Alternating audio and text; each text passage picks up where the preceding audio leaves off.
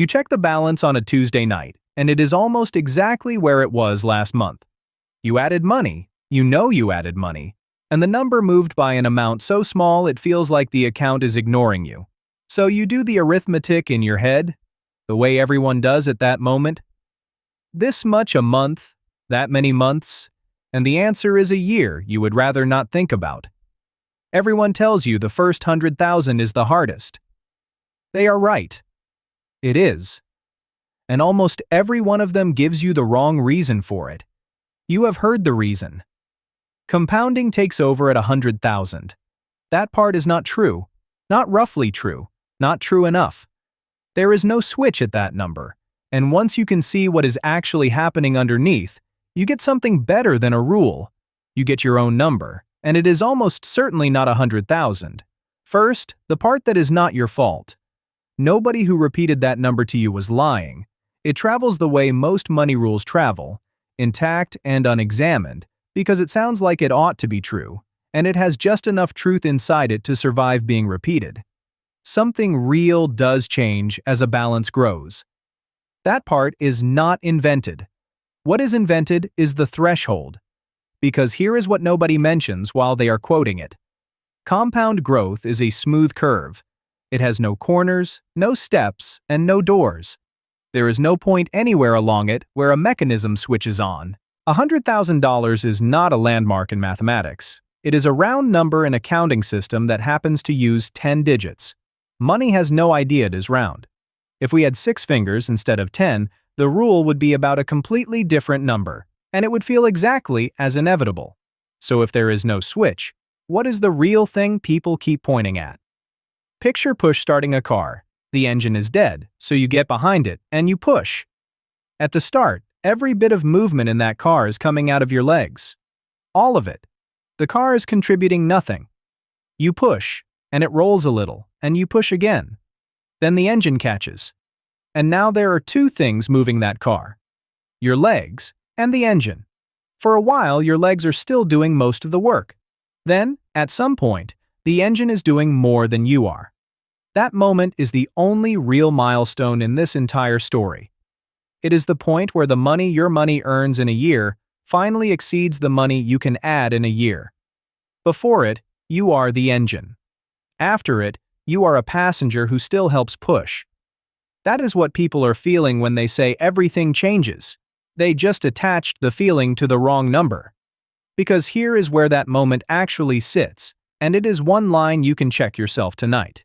Your balance grows by the balance, multiplied by the rate, and you grow it by 12 times whatever you put in each month. The crossover is simply the point where those two are equal, which means the crossover is 12 divided by the rate times your monthly contribution.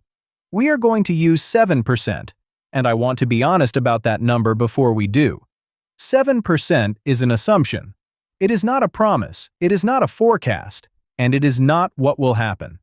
It is a deliberately conservative stand-in, and here is what it is standing in for.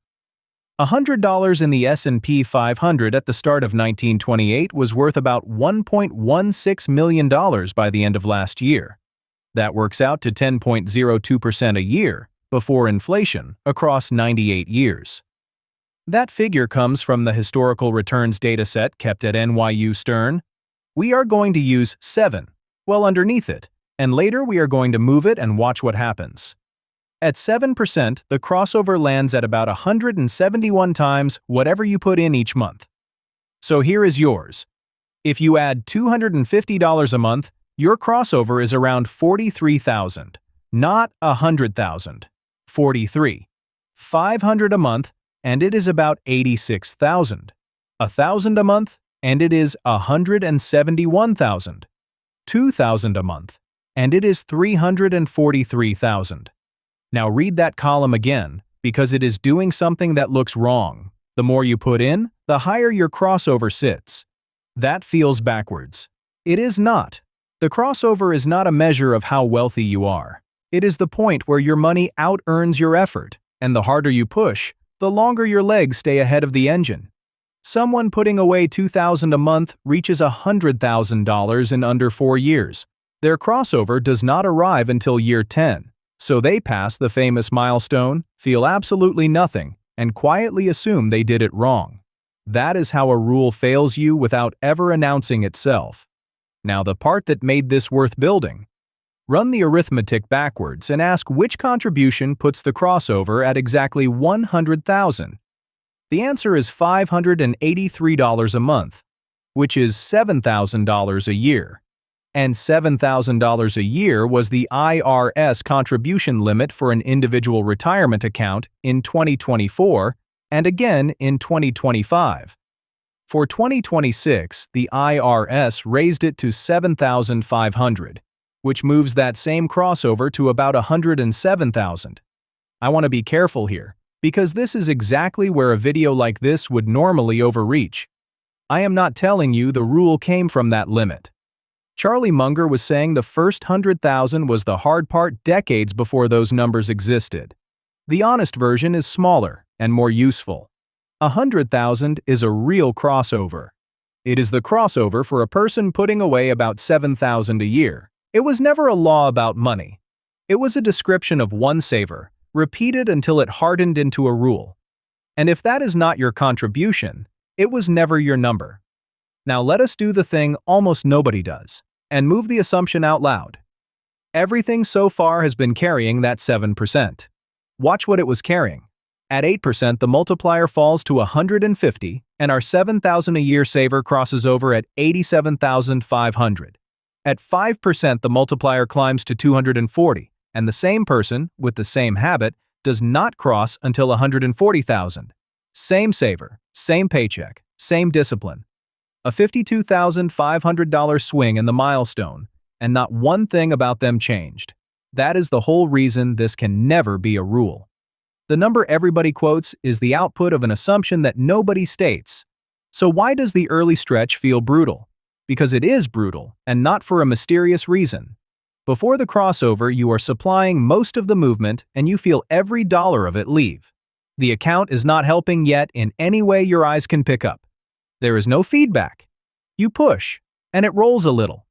And there is a second thing making it hard, which is measured rather than felt. In June of this year, Americans saved 2.7% of their disposable income. That is the Bureau of Economic Analysis figure, published on the 30th of July. 2.7%. When the amount you can add is that thin, the contribution side of the equation is small, the crossover sits far away, and the early stretch runs long. That is not a character flaw shared by 100 million people. It is just what the arithmetic looks like when there is very little slack in a paycheck. So here is what you have now, instead of a rule you were handed. Take whatever you put away in a month. Multiply it by 171. That is roughly the point where the engine starts doing more of the work than your legs do. If that number is smaller than 100,000, you have been measuring yourself against somebody else's milestone and feeling behind for no reason at all. If it is larger, you now know why 100,000 came and went and nothing felt any different. A push start does not care how far you have already pushed. It cares how hard you are pushing, and for how long. If it would help to have that whole early stretch laid out as a system instead of a number, there is a free guide linked below. Either way, do the multiplication before you judge yourself against a number the internet handed you. Your milestone was never theirs.